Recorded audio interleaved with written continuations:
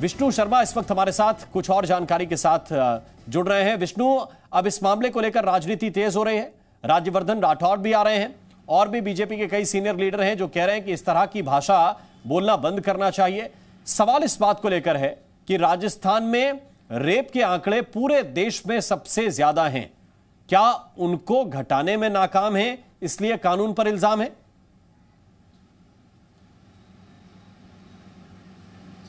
बिल्कुल ये सही बात है कि मुख्यमंत्री का ये बयान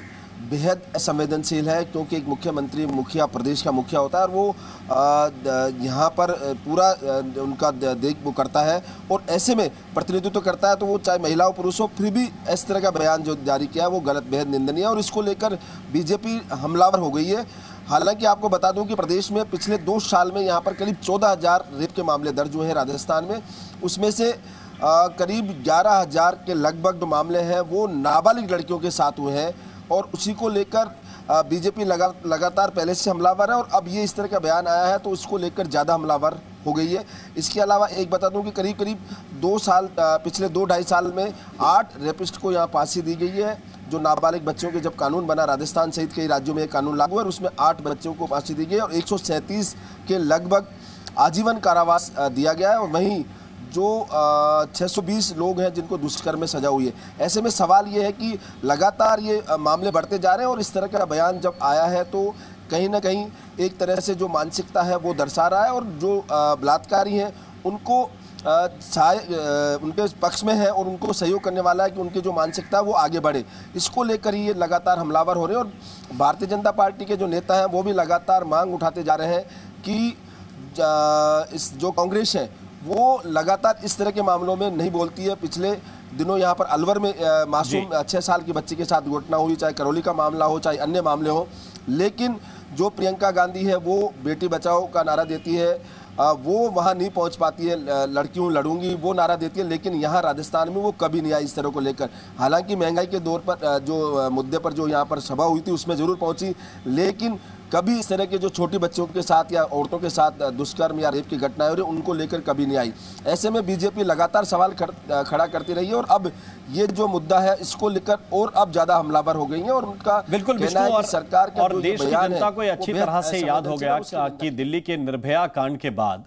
देश की संसद में इस विषय को लेकर लंबी चर्चा हुई थी और लंबी चर्चा के बाद फिर यह कानून अस्तित्व में आया था कि जो छोटी बच्चियों के साथ गलत काम करेंगे उनको फांसी की सजा दी जा सकती है और उस पर लंबा मंथन भी हुआ था। उस वक्त तो कांग्रेस के सांसदों की संख्या भी बहुत ज्यादा थी जो चर्चा में शामिल हुए थे। सवाल इस बात को लेकर है कि इस कानून से अशोक गहलोत सहमत नहीं है, क्या वो ये चाहते हैं कि ये फांसी की सजा हटनी चाहिए? क्या इस संबंध में वो तर्क देने की कोशिश कर रहे थे?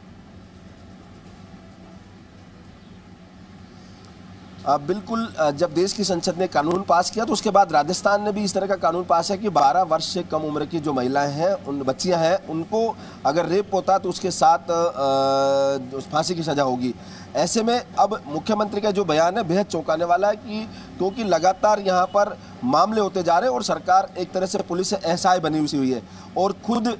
जो मुख्यमंत्री हैं वो सूबे के गृह मंत्री भी हैं, यानी कानून व्यवस्था का पूरा जिम्मा उसके पास है। ऐसे में सवाल उठ रहा है कि मुख्यमंत्री की जो मंशा है वो किस तरह पर है और इसी को लेकर मुद्दा बन रहा है और ये लगातार मुद्दा संभवतः आगे आने वाले चुनावों तक बढ़ता जाएगा। जी बिल्कुल विष्णु, बहुत बहुत शुक्रिया, बहुत बहुत धन्यवाद आपका इस अपडेट के लिए। तो जाहिर बात है कि चुनाव राजस्थान में अब आने वाले हैं कुछ वक्त के बाद, बीजेपी इसको भुनाने की कोशिश करेगी, लेकिन राजनीति एक तरफ है, बच्चियों की सुरक्षा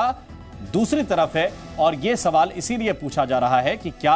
आप घटनाएं रोकने में नाकाम हैं, इसलिए नए कानून पर आपका इल्जाम है।